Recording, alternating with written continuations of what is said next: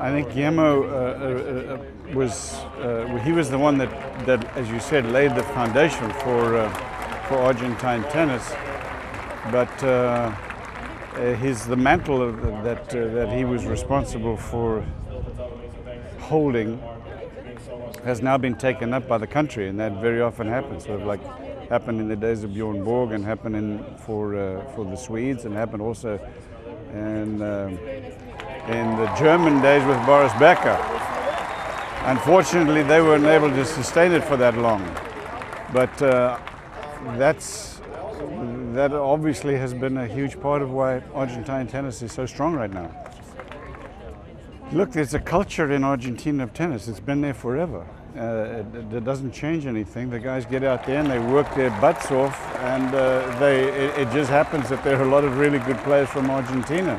It's part of the culture there. I mean, it's not exactly soccer, but it's not that far behind. The guys get into it, they work like Trojans, and they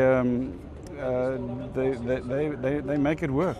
And I think they work together to some extent as well. So you've got not only players, but you've got coaches as well, and the culture of things in Argentina is strong.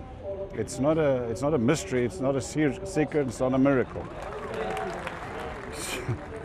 I can tell you that she won the US Open. She was a beautiful lady, and that she's obviously been inspirational to a lot of people. She was a glorious player who was tremendous fun to watch, and she played in the era of Steffi Graf. Yeah, I think she did the best that she could with her game. I thought she was an outstanding player, and I think she did a great job with what she had. Of course, she could have been number one. You know, I could say that for probably 100 players in the world who never made it.